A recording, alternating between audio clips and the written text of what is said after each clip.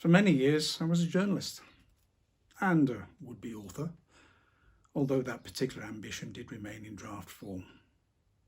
Then one day, I decided to give it all up and become an English teacher. I had visions of changing young minds, to opening up their worlds and introducing them to new and exciting literature. Maybe I'd be the one that get them to put down their mobile phones and perhaps pick up a book. Bit ambitious, that one.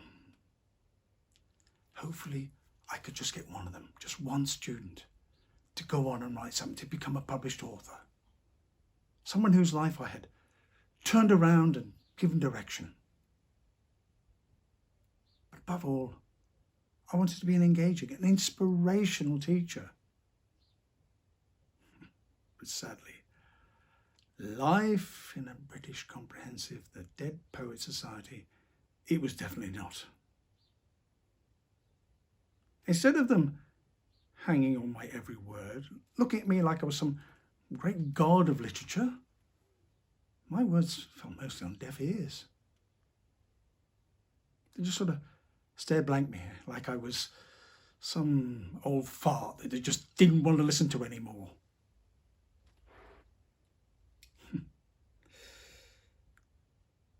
I was just another teacher in another classroom, trying to give them even more homework that they didn't want to do.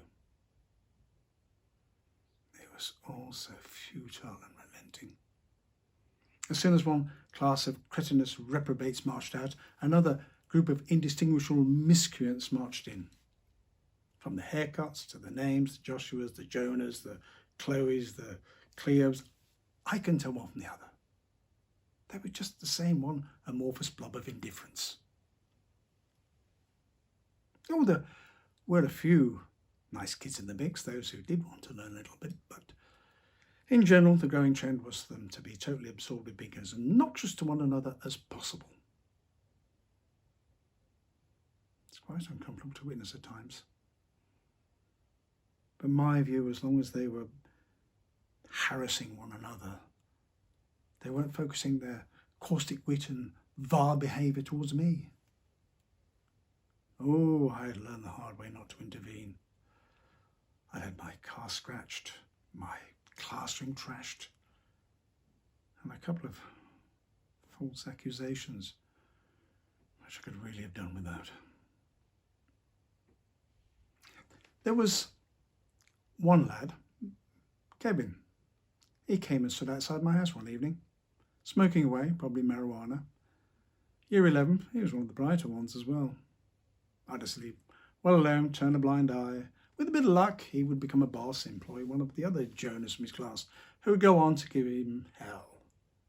Poetic justice. I think in all the years I was there, I hardly passed on anything of value to my students. My greatest ambition was to get through each class unscathed and hopefully pass on one scintilla of knowledge to maybe somebody. However, that being said,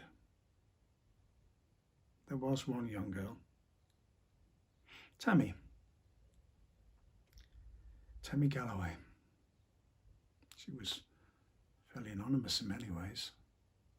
I mean, I was aware that some of the pupils were pretty vile to her, but as usual, I turned a blind eye.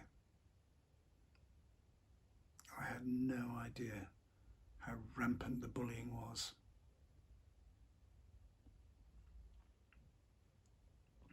One day I went in the staff room and it was abuzz with chatter about a young girl who killed herself.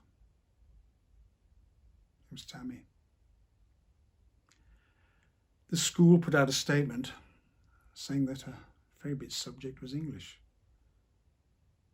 and that one day she hoped to write a book. And I, as an English teacher, knew nothing about it, had no idea.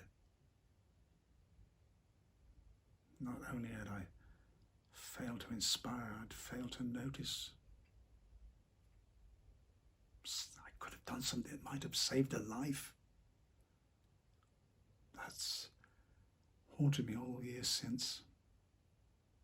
But while I failed to inspire her, I'd like to think that she inspired me.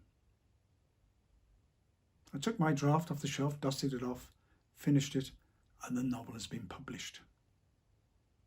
And there's a little acknowledgement inside for Tammy.